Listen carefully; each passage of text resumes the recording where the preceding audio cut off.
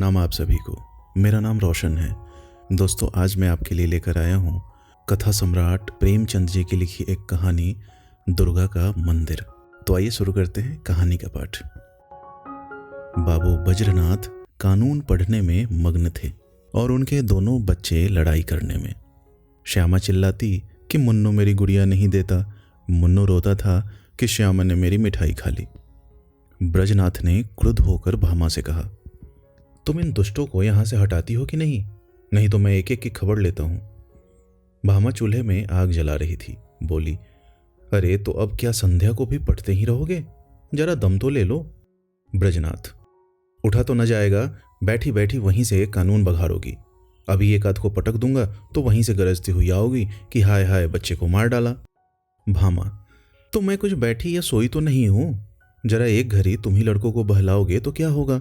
कुछ मैंने ही तो उनकी नौकरी नहीं लिखाई। ब्रजनाथ से कोई जवाब न देते बन पड़ा। क्रोध पानी के समान बहाव का मार्ग न पाकर और भी प्रबल हो जाता है।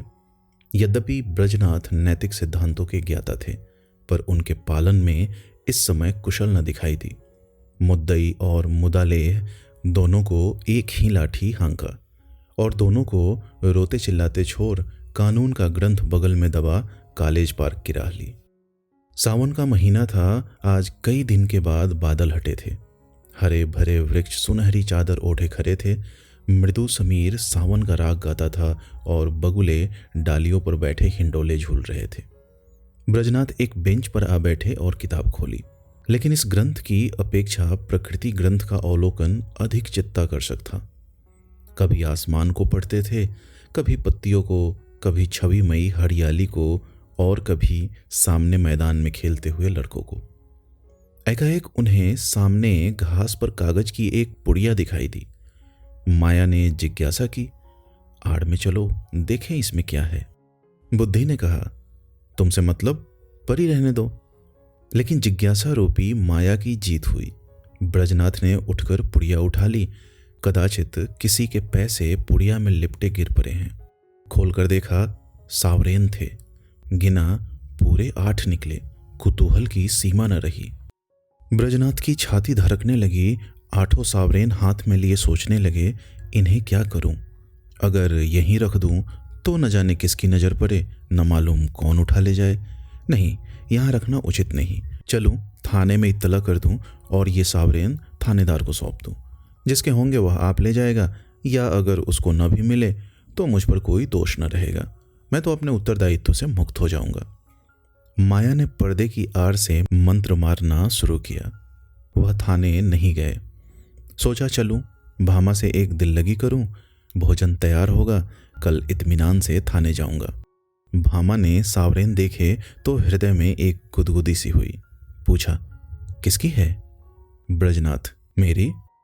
भामा, चलो कहीं हो ना। ब्रजनाथ, पड़ी मिली है। भामा, झूठ बात, ऐसे ही भाग्य के बली हो तो सच बताओ कहाँ मिली, किसकी है? ब्रजनाथ, सच कहता हूं पड़ी मिली है। भामा, मेरी कसम? ब्रजनाथ, तुम्हारी कसम। भामा गिन्नियों को पति के हाथ से छीनने की चेष्टा करने लगी। ब्रजनाथ ने कहा, क्यों छीनती हो? भामा, लाओ मैं अपने पास रख लूं। ब्रजनाथ, रहने दो, मैं इसकी इत्तला करने थाने जाता हूं। भामा का मुख मलिन हो गया। बोली, परे हुए धन की क्या इत्तला? ब्रजनाथ, हाँ और क्या, इन 8 गिन्नियों के लिए ईमान बिगाड़ूंगा। भामा, अच्छा तो सवेरे चले जाना, इस समय जाओगे तो आने में देर होगी। ब्रजनाथ ने भी सोचा यही अच्छा, थाने वाले रात को तो कोई कार्रवाई करेंगे नहीं। जब अशरफियों को परा ही रहना है, तब जैसा थाना वैसा मेरा घर। गिन्नियां संदूक में रख दी। खा पीकर लेटे तो भामा ने हंसकर कहा, आया धन क्यों छोड़ते हो? लाओ मैं अपने लिए एक गुल्लू बंद बनवा लूं, बहुत दिनों से जी तरस रहा है। माया ने इस समय हास्य का रूप धारण किया। ब्रजनाथ ने तिरस्कार करके कहा, गुल्लूबंद की लालसा में गले में फांसी लगाना चाहती हो क्या? प्रातःकाल ब्रजनाथ थाने के लिए तैयार हुए। कानून का एक लेक्चर छूट जाएगा, कोई हरज नहीं। वह इलाहाबाद के हाई कोर्ट में अनुवादक थे। नौकरी में उन्नति की आशा न देखकर साल भर से वकालत की तैयारी में मग्न थे। लेकिन अभी कपड़े पहन ही रहे थे कि उनके एक मित्र मुंशी गोरेलाल आकर बैठ गए और अपनी पारिवारिक दुश्चिंताओं की राम कहानी सुनाकर अत्यंत विनीत भाव से बोले, भाई साहब, इस समय मैं इन झंझटों में ऐसा फंस गया हूं कि बुद्धि कुछ काम नहीं करती। तुम बड़े आदमी हो, इस समय कुछ सहायता करो। ज़्यादा नहीं, 30 रुपए दे दो। किसी न किसी तरह काम चला लूँगा। आज 30 तारीख है, कल शाम को तुम्हें रुपए मिल जाएंगे। ब्रजनाथ बड़े आदमी तो न थे, किंतु बड़प्पन की हवा बांध रखी थी। यह मिथ्याभिमान उनके स्वभाव की एक दुर्बलता थी। केवल अपने वैभव का प्रभाव डालने के लिए ही वह बहुधा मित्रों की छोटी मोटी आवश्यकताओं पर अपनी वास्तविक आवश्यकताओं को निछावर कर दिया करते थे। लेकिन भामा को इस विषय में उनसे सहानुभूति न थी। इसीलिए जब ब्रजनाथ पर इस प्रकार का संकट आ पड़ता था, तब थोड़ी देर के लिए उनकी पारिवारिक शांति अवश्य नष्ट हो जाती थी। उनमें इनकार करने या टालने की हिम्मत न थी। वह सकुचाते हुए भामा के पास गए और बोले, तुम्हारे पास 30 रुपए तो न होंगे? मुंशी गोरेलाल मांग रहे हैं। भामा ने रुखाई से कहा, मेरे पास तो रुपए नहीं। ब्रजनाथ, होंगे तो जरूर, बहाना करती हो। भामा, अच्छा बहाना ही सही। ब्रजनाथ, तो मैं उनसे क्या कह दूं? भामा, कह दो घर में रुपए नहीं हैं। तुमसे न कहते बने तो मैं पर्दे की आड़ से कह दूं। ब्रजनाथ, कहने को तो मैं कह दूं, लेकिन उन्हें विश्वास ना आएगा, समझेंगे बहाना कर रहे हैं। भामा, समझेंगे तो समझा करें। ब्रजनाथ, मुझसे ऐसी बेमुरव्वती नहीं हो सकती। रात दिन का साथ ठहरा, कैसे इनकार करूं? भामा, अच्छा तो जो मन में आवे सो करो।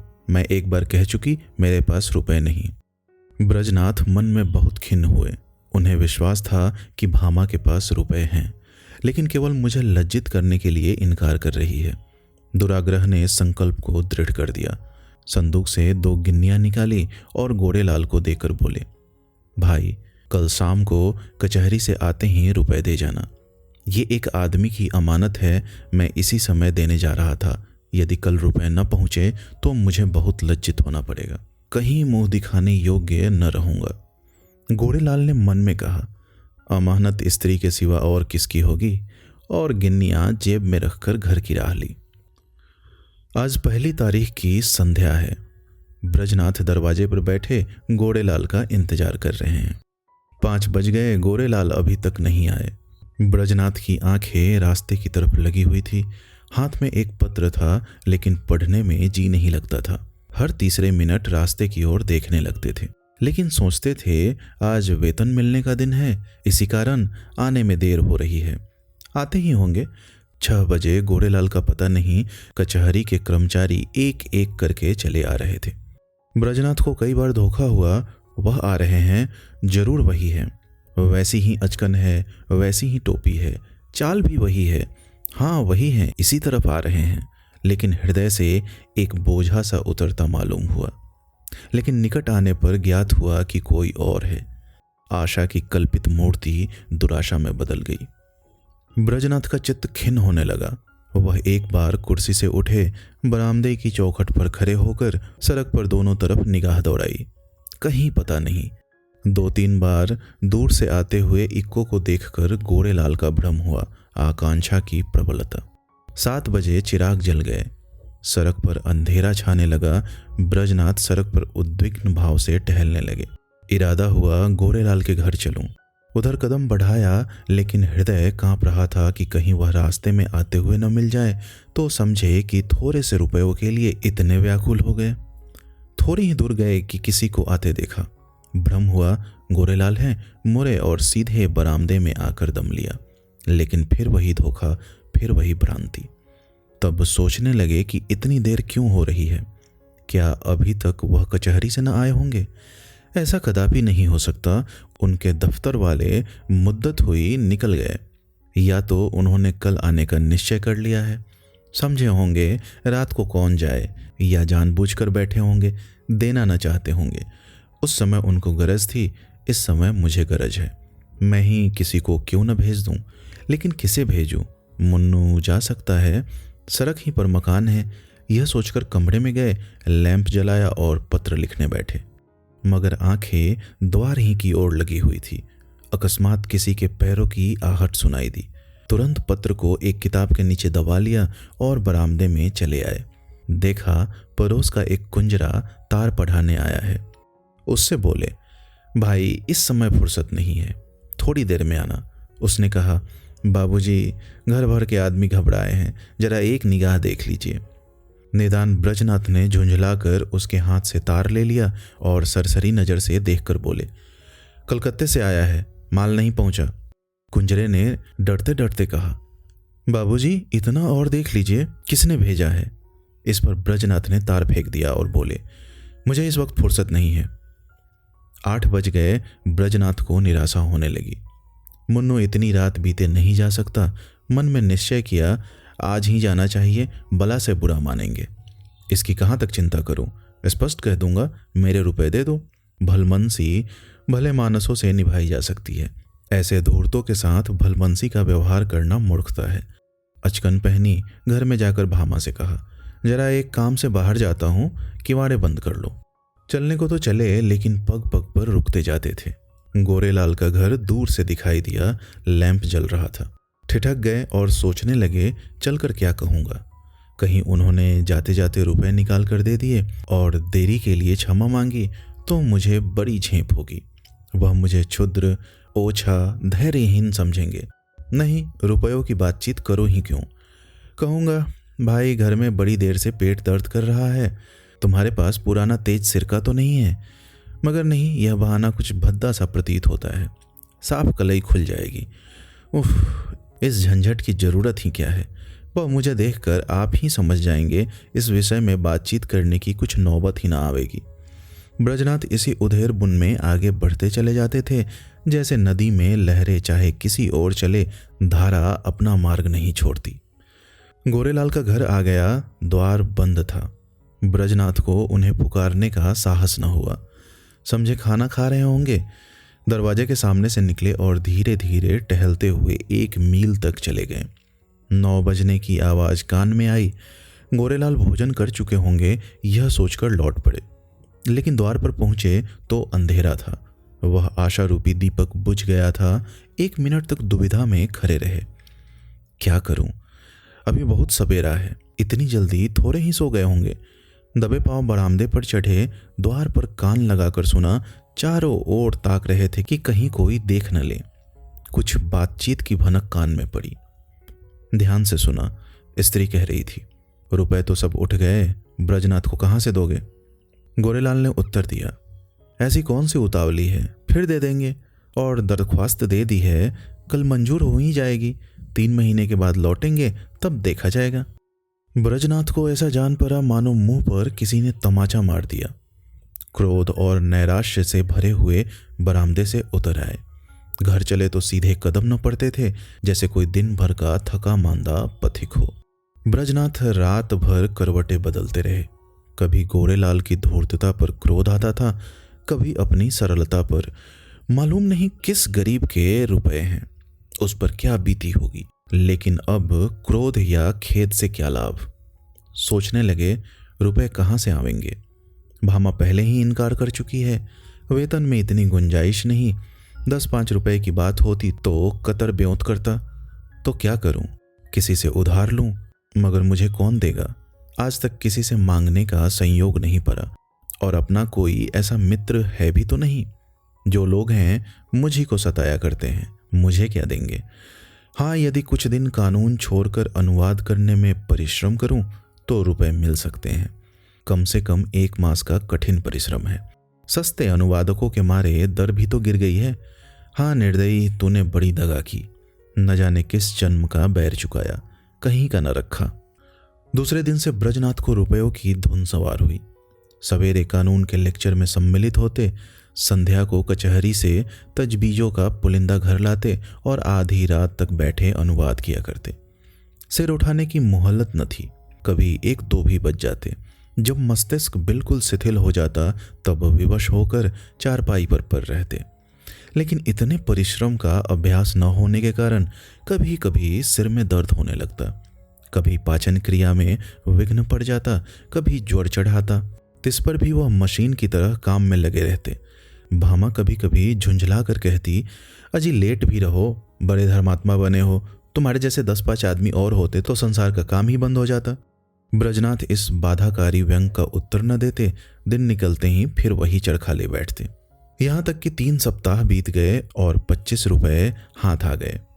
ब्रजनाथ सोचते थे 2-3 दिन में बेड़ा पार है, लेकिन 21वें दिन उन्हें प्रचंड ज्वर चढ़ाया और 3 दिन तक न उतरा। छुट्टी लेनी पड़ी। शैया सेवी बन गए। भादों का महीना था। भामा ने समझा पित्त का प्रकोप है, लेकिन जब 1 सप्ताह तक डॉक्टर की औषधि सेवन करने पर भी ज्वर न उतरा तब घबराई। ब्रजनाथ प्रायः ज्वर में बकझक भी करने लगते। भामा सुनकर डर के मारे कमरे में से भाग जाती, बच्चों को पकड़कर दूसरे कमरे में बंद कर देती।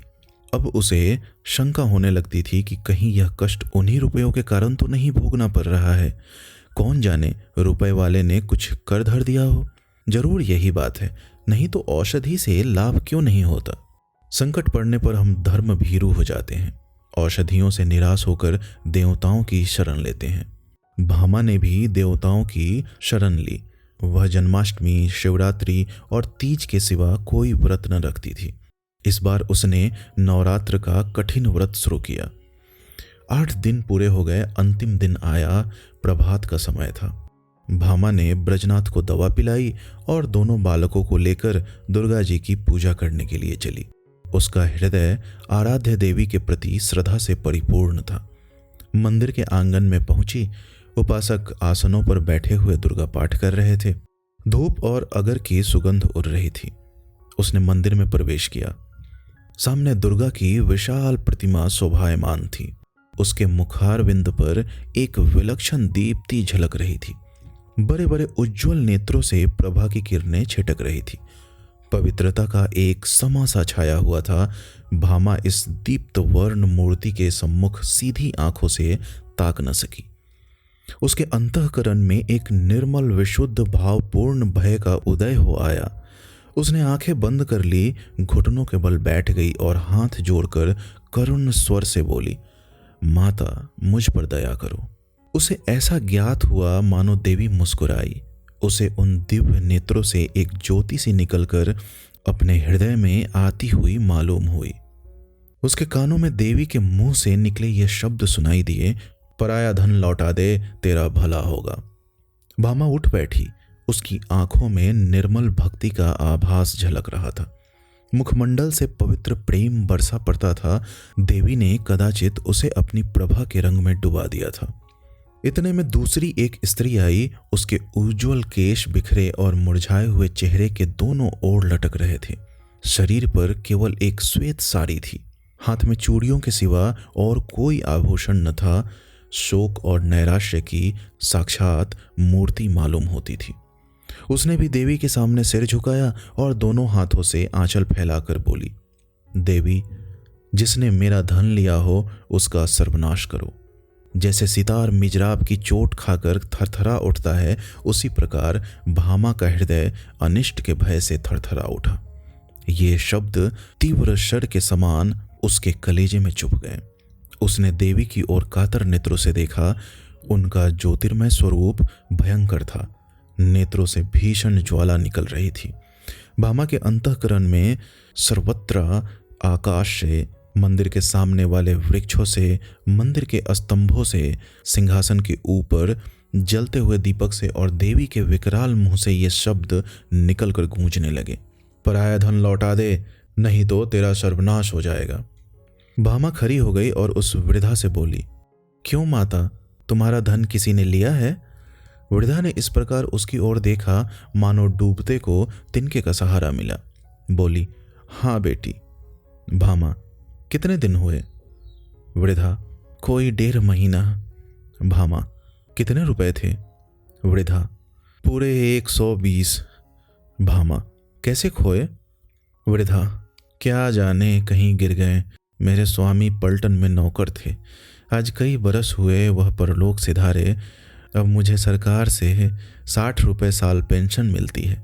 अब की 2 साल की पेंशन एक साथ ही मिली थी। खजाने से रुपए लेकर आ रही थी, मालूम नहीं कब और कहाँ गिर पड़े। 8 गिन्नियाँ थीं। भामा, अगर वे तुम्हें मिल जाएं तो क्या दोगी? वृद्धा, अधिक नहीं, उसमें से 50 रुपए दे दूंगी। भामा, रुपए क्या होंगे, कोई उससे अच्छी चीज दो। वृद्धा, बेटी और क्या दूं, जब तक जीऊंगी तुम्हारा यश गाऊंगी। भामा, नहीं, इसकी मुझे आवश्यकता नहीं। वृद्धा, बेटी, इसके सिवा मेरे पास क्या है? भामा, मुझे आशीर्वाद दो, मेरे पति बीमार हैं, वह अच्छे हो जाएं। वृद्धा, क्या उन्हीं को रुपए मिले हैं? भामा, हाँ, वह उसी दिन से तुम्हें खोज रहे हैं। वृद्धा घुटनों के बल बैठ गई और आंचल फैलाकर कंपित स्वर से बोली, देवी, इनका कल्याण करो। भामा ने फिर देवी की ओर सशंक दृष्टि से देखा। उनके दिव्य रूप पर प्रेम का प्रकाश था। आंखों में दया की आनंददायिनी झलक थी। उस समय भामा के अंतःकरण में कहीं स्वर्गलोक से यह ध्वनि सुनाई दी, जा, तेरा कल्याण होगा। संध्या का समय है। भामा ब्रजनाथ के साथ इक्के पर बैठी तुलसी के घर उसकी थाती लौटाने जा रही है। ब्रजनाथ के बड़े परिश्रम की कमाई तो डॉक्टर की भेंट हो चुकी है, लेकिन भामा ने एक पड़ोसी के हाथ अपने कानों के झुमके बेचकर रुपए जुटाए हैं। जिस समय झुमके बनकर आए थे, भामा बहुत प्रसन्न थी। आज उन्हें बेचकर वह उससे भी अधिक प्रसन्न है। जब ब्रजनाथ ने 8 गिन्नियां उसे दिखाई थी, उसके हृदय में एक गुदगुदी सी हुई थी, लेकिन यह हर्ष मुख पर आने का साहस न कर सका था। आज उन गिन्नियों को हाथ से जाते समय उसका हार्दिक आनंद आंखों में चमक रहा है, होठों पर नाच रहा है, कपोलों को रंग रहा है और अंगों पर किलोल कर रहा है। वह इंद्रियों का आनंद था, यह आत्मा का आनंद है। वह आनंद लज्जा के भीतर छिपा हुआ था, यह आनंद गर्व से बाहर निकला पड़ता है। तुलसी का आशीर्वाद सफल हुआ। आज पूरे 3 सप्ताह के बाद ब्रजनाथ तकिए के सहारे बैठे थे। वह बार बार भामा को प्रेम पूर्ण नेत्रों से देखते थे। वह आज उन्हें देवी मालूम होती थी। अब तक उन्होंने उसके बाह्य सौंदर्य की शोभा देखी थी, आज वह उसका आत्मिक सौंदर्य देख रहे थे। तुलसी का घर एक गली में था। इक्का सड़क पर जाकर ठहर गया। ब्रजनाथ इक्के पर से उतरे और अपनी छड़ी टेकते हुए भामा के हाथों के सहारे तुलसी के घर पहुंचे। तुलसी ने रुपए लिए और दोनों हाथ फैलाकर आशीर्वाद दिया, दुर्गा जी तुम्हारा कल्याण करे। तुलसी का वर्णहीन मुख वैसे ही खिल गया जैसे वर्षा के पीछे वृक्षों की पत्तियां खिल जाती हैं। सिमटा हुआ अंग फैल गया, गालों की झुर्रियां मिटती दिख पड़ी। ऐसा मालूम होता था मानो उसका कायाकल्प हो गया। वहां से आकर ब्रजनाथ अपने द्वार पर बैठे हुए थे कि गोरेलाल आकर बैठ गए। ब्रजनाथ ने मुंह फेर लिया। गोरेलाल बोले, भाई साहब कैसी तबीयत है? ब्रजनाथ, बहुत अच्छी तरह हूं। गोरेलाल, मुझे क्षमा कीजिएगा, मुझे इसका बहुत खेद है कि आपको रुपए देने में इतना विलंब हुआ। पहली तारीख ही को घर से एक आवश्यक पत्र आ गया और मैं किसी तरह 3 महीने की छुट्टी लेकर घर भागा। वहां की विपत्ति कथा कहूं तो समाप्त न हो, लेकिन आपकी बीमारी का शोक समाचार सुनकर भागा चला आ रहा हूं। ये लीजिए, रुपए हाजिर हैं। इस विलंब के लिए अत्यंत लज्जित हूं। ब्रजनाथ का क्रोध शांत हो गया। विनय में कितनी शक्ति है। बोले, जी हाँ, बीमार तो था, लेकिन अब अच्छा हो गया हूं। आपको मेरे कारण व्यर्थ कष्ट उठाना पड़ा। यदि इस समय आपको असुविधा हो तो रुपए फिर दे दीजिएगा। मैं अब उरीन हो गया हूं, कोई जल्दी नहीं है। गोरेलाल विदा हो गए, पर ब्रजनाथ रुपए लिए हुए भीतर आए और भामा से बोले, ये लो अपने रुपए। गोरेलाल दे गए। भामा ने कहा, ये मेरे रुपए नहीं, तुलसी के हैं। एक बार पराया धन लेकर सीख गई। ब्रजनाथ, लेकिन तुलसी के पूरे रुपए तो दे दिए गए। भामा, दे दिए तो क्या हुआ, ये उसके आशीर्वाद की न्यौछावर है। ब्रजनाथ, कान के झुमके कहाँ से आवेंगे? भामा, झुमके न रहेंगे न सही, सदा के लिए कान तो हो गए। दोस्तों, उम्मीद करता हूँ यह कहानी आपको अच्छी लगी होगी। कहानी पसंद आई हो तो लाइक, कमेंट और सब्सक्राइब जरूर करें। बहुत बहुत धन्यवाद।